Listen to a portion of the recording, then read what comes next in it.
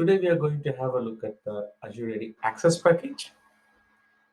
Azure AD Access Package is a solution within Azure AD that provides additional capabilities for providing external access to applications hosted in Azure AD applications and SharePoint online sites. If you take a look at the diagram, what you can see here is this is the overview of the Azure AD Access Package. So the Azure AD Access Package helps us to further customize the guest access by setting up the specific permissions and roles to each external tenant. So the Azure AD Access Package comprises of two components. The first one is the Access Package, and the second one is the Catalog. The Access Package can be used to assign access to roles of multiple resources that are in the catalog. So the resources we are talking about here is will be your applications that is registered in the Azure AD, or it could be an Office 365 group, or it could be a SharePoint online site. One important thing that you need to keep in mind is that the access package is limited only to the apps that is registered in the Azure AD, and then SharePoint online sites and Office 365 groups. If you're trying to incorporate the access package for any of the apps that is hosted on premise, or there are few Office 365 applications which is not covered in the access package. For example, if you try to include the access package for OneDrive, Yammer, or Stream, there is no option to add them at this moment. Microsoft might extend this functionality at a later point in time, but you don't have this at this point of time.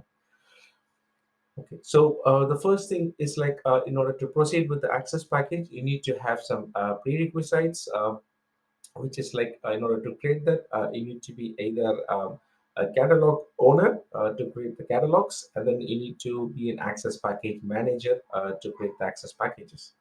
But the best thing what I would suggest from my case is uh, it's better you set up the access package as an admin with a global admin or with a user admin, because when with these two permissions, you would be able to set up the required catalogs when you're creating the access package for your partner. So mainly this access package can be used for providing access either to your internal users or to your external partners, or this access package can be created and then just kept for providing a separate access to the admins. Like for example, a multiple access package can be created, and then a manual assignment can be done by the admins. So that is also possible. But if you ask me, this access package is more suitable for external guest access. Like you can define the access package for each of your partner, and then define the role entry subsequently. That is one of the best feature which we have in the access package. Uh, yeah, so you have policies in the access packages. So after you create an access package, you can define the policy. That's a really a good option which you see in the access package. So going further, let's take a look at the demo. So this is the access package which you see at the moment. So in order to go to the access package, all you need to do is go into the identity governance and click on the access package. So here you can just go and click create the new access package. In my case, I have already created it. I'm not going to run through the portal once again. I'm just going to show you what I have created. So here, when you open the access package, I'm just clicking on edit to show you how it looks like when you create. So you need to first give it a name. In my case, I have one of the other demo tenant, which is DevOps Info. I've just given the other demo tenant name for the reference, and then the next thing is you have to create the resource roles. Here you can define the resource. What are the resources you can add in this access package? Here the access package is totally dependent on the catalog. A catalog is nothing but it will have a uh, set of resources that is present in your tenant. So here for example, I just go and click on add resource roles. you get three options. On the left, groups and teams, applications, and SharePoint sites. So when you click on groups and teams, it is going to list you the existing groups which is already present in the access package, which is already present in the catalog. So here I already have these two added in the catalog, which is DevOps Info. I created a separate catalog called DevOps Info. So that's the reason it is showing the already existing two groups. If you're a global admin doing this configuration, you can always click on see all groups and teams not in the DevOps Info catalog, and you will be able to see all the other groups. And then I can add Office 365 group, Azure security group only. Because if you try to add Exchange group, Exchange online group, that's not possible. And if you're trying to add any synchronized group, it will not allow as well. Because if you see, like I have some of the synchronized group from my local Active Directory, and it's giving me an error. Directory sync objects are not allowed. Yeah, at the moment it's only Office 365 groups and the Azure AD groups. Uh, yeah, so in this case, I have already added, so I'm not going to show you. So I'm just clicking on close. So when you add a group, it would give you an option. What is the role you want to give to the users in this access package? So for a group, you will have two options: either it is a member or owner. So in my case, it's since a partner, I have given them a member access. So the same thing goes with the application. So if you have a application defined and added in your catalog, you'll be able to add them. So here I have in our case example, I added an application called Salesforce, and in the Salesforce I have given the role read only. But one important thing that you need to keep in your mind is the Azure AD apps, whatever you're registering in your Azure AD tenant, will also need to have the subsequent roles that you wanted to define. Because here in this example, Salesforce, when I registered in the Azure AD apps, the Salesforce itself had a subsequent set of roles which I could select and then give access to the users. So in this case, I have just added Salesforce and read only. For example, I just go here and I do the applications. I'm showing an example, selecting all applications to see the apps which is more than present in the DevOps Info catalog. For example, I'm just using Adobe. Let's take an example for Adobe for signing for Office 365. The moment when I click on next and adding the resource, it would give me an option to choose the role. But if you see here, it's only default access because the Adobe sign-in for Office 365, when it is registered in my tenant, it has only the default set of roles. It doesn't have the uh, the the granularity of the roles defined in the app itself. So that's the reason I get this default access. Yeah. So going further, the next thing is like if you want to add any SharePoint site, you could also do that because that is also a very good option to segregate the right set of permission to your external partner. For example, if I go and click on SharePoint site, uh, I can clicking on see all SharePoint sites not in the DevOps info catalog. Okay, so here I see like a lot of SharePoint sites. I'm just clicking on one of that, which is Fun Friday, and select. The moment when I add, I need to wait for some time, and then after it's populated, you could see the role what I want to give. When I click on drop down, it gives me an option of a member, owner, or a site visitor. I'm just clicking on the option site visitor because being an external partner, I don't want to give any extra privilege. So having been done all this, this is the resource role.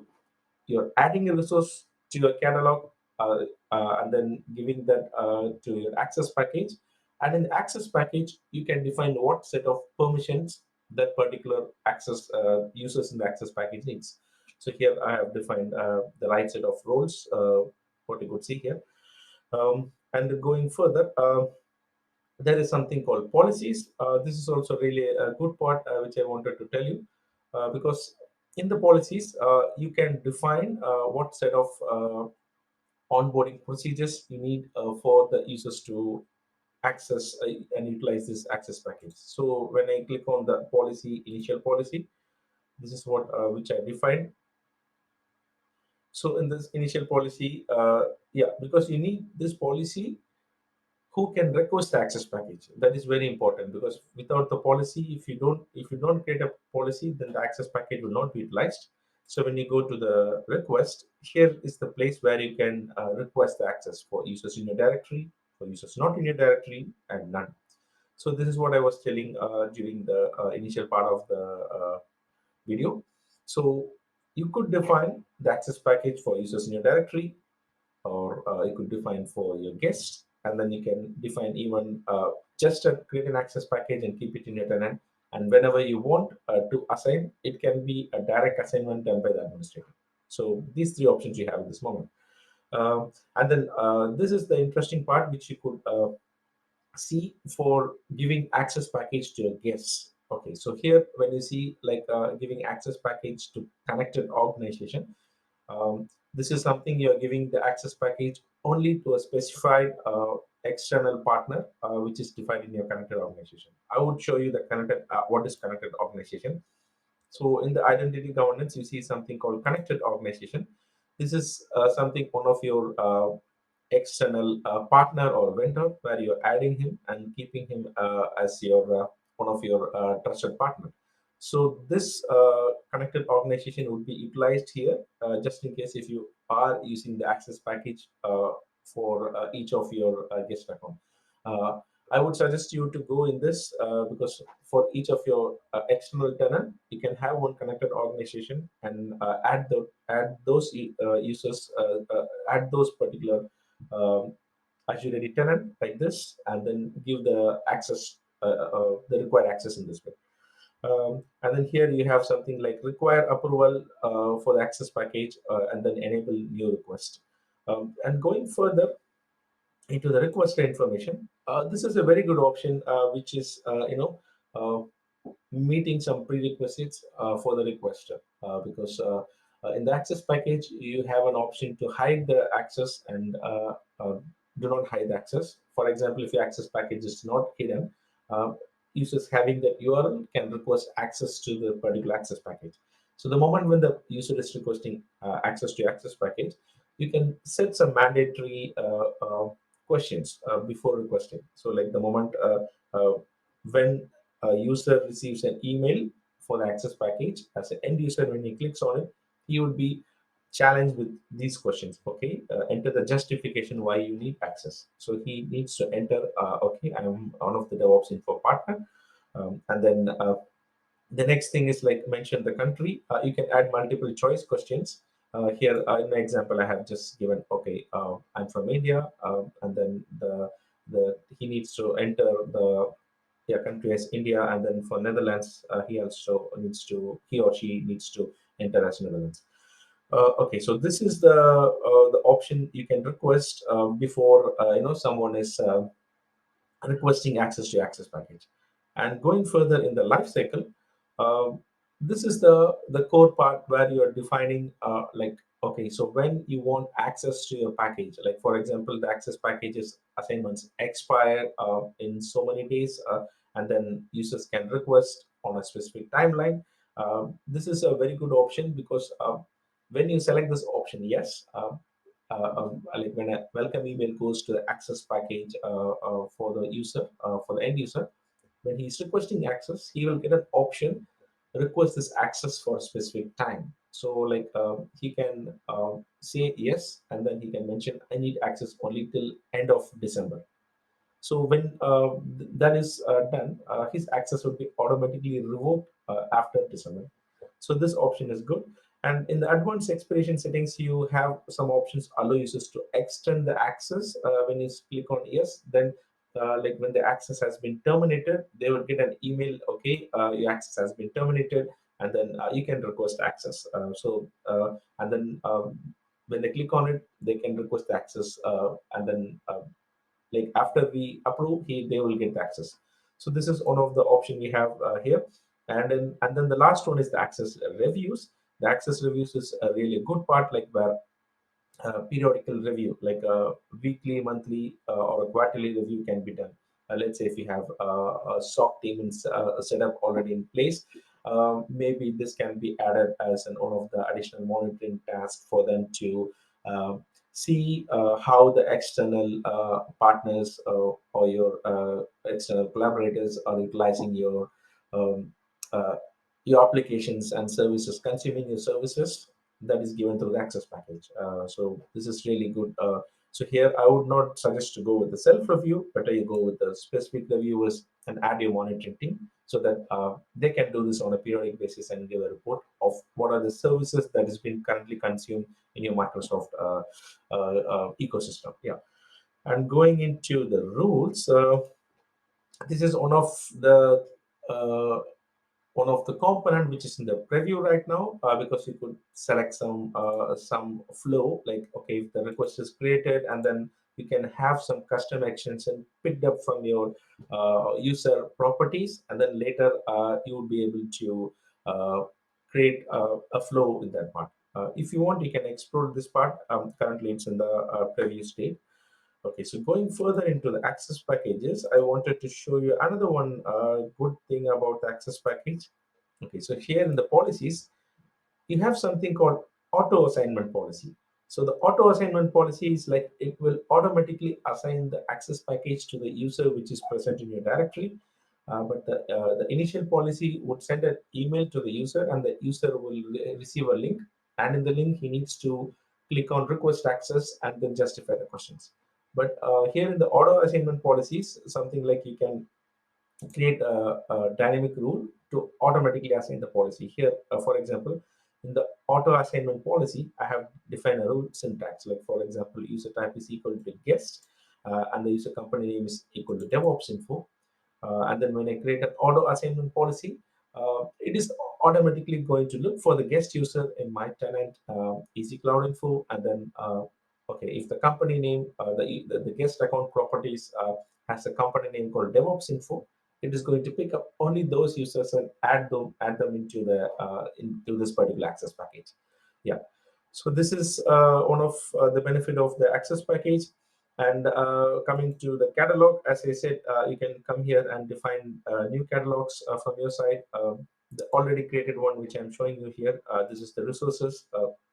Like even in our video, we added the Adobe sign-in for Office 365, and also we added the Fun Friday. We could see all of them here. If you want, you can add extra resources from here.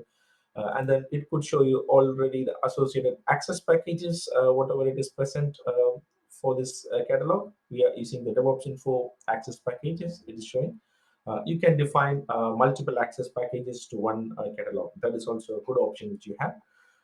And going into the roles and administrator, you can add a catalog owner or a catalog reader and access package manager for this particular catalog. So, like for example, if you are a catalog owner, that particular catalog owner would be able to manage this catalog. He would be able to add and remove the resources from here. And the same thing, a catalog reader would be able to read only the yeah, only he have only the view access to this particular catalog. And the access package manager, he can only add and remove the access packages, but he won't be able to add or remove any resources. So this is just only for your RBAC for this particular catalog. If you want, you can do that. Yeah, and the next part is the reports, which is a really good option. If, for example, if you want to do a quick overhaul of a user who is having access or not, you can simply come here and then, for example, I'm just selecting one of the user who has already access, and then I'm just clicking on select to see what kind of access package this particular user has. um, it should show. Okay. So for example, this is the assigned access package for this user. So the policy is effect policy is in effect for this user is the DevOps info auto pickup, the dynamic policy which we created. So he has resources to Azure AD users and four more. So we see he has access to he is Azure AD user as a guest user. He has access to these applications, these resources, and you can also see the roles. Okay, he's having a guest for the EC Cloud Info newsletter. He's a member for the Salesforce application. He's a read only. This is one of a very good option as an admin to check for external guest user who is present in your tenant to see what set of permission he has. Okay, so this is what we see overall in the access package. And apart from that, I don't have any other things to explain. So even in the settings, if you go back, uh, you have something like okay, what are the life cycle of the external users? You can block the external users from signing into the directory. Like what happens when an external user who was added to a directory loses their assignment.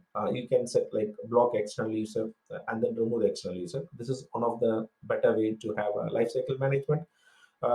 You also have an option to set the retention number of days before removing the external users from this directory. You can set this because I would say this is a better option to maintain the life cycle of your Azure yeah, guest accounts because for the external users, it would delete if they don't have access. And then this is like the catalog creators.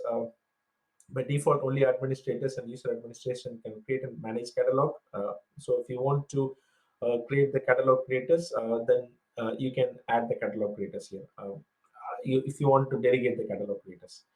And going back to the report, yeah, this is what we already see. Yeah, so this is what the overall thing I can explain about the access package. This access package can be very well created and managed from the PowerShell. If you want to do that, you can also do that very well. Okay, so going further, if you want to see in reality how it looks like the moment when the access package is received by the end user, so he would receive something like an access package has been received for this particular user. So here you see, okay, you have received access to DevOps info. So the moment when I click on getting started, I would be redirected to the My Access panel. We would wait for a minute. The moment when it is completed, the moment when it is completed, you can see something like the access package has been granted. Okay, so in this case, I've already completed the initial onboarding. Uh, Let me show you. Okay, in the request history, I see like the access package has been delivered, and then I have also removed it. But I would show you what are the current access package. So here, the access package I have for partner DevOps info and the resources. I have the newsletter, Salesforce, and then two more. Clicking on it, yeah, this is the thing which I have. Uh, on the first time, you have to request access, but in our case, I already have access. But the first time when you request access, you'll be challenged with the question, and then you have to answer them. I have already completed the onboarding process a few minutes back, and that's the reason I'm not seeing those questions. So, as an end user, as an external partner, I see this window and then clicking on the access package, I could see these are the resources. For example, I tried to log in into the Salesforce, and also you could see, okay, these are the roles assigned. For example, I see the Salesforce applications, I see the role assigned read only. And Adobe sign in for Office 365, the role assigned is default access. So these are the things which I would be able to see in the access package. And then, for example, when I go and click on the Salesforce, application, it would redirect me to Salesforce. I'm clicking on login, sign in, and later in few minutes, it would show me what is the access packages that I have, what is the access I have. It is redirecting me to the Salesforce application. In few minutes, you would see the results.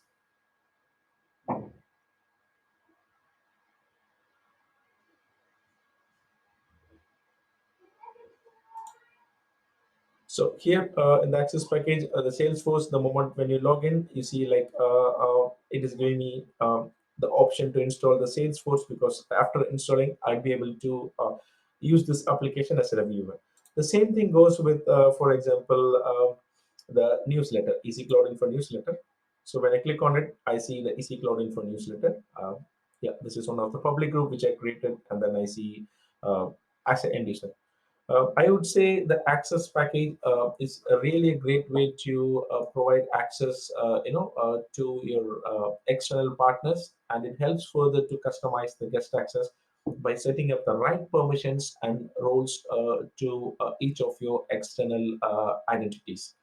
Um, I would definitely say to explore this access packages and use this especially for your guest accounts.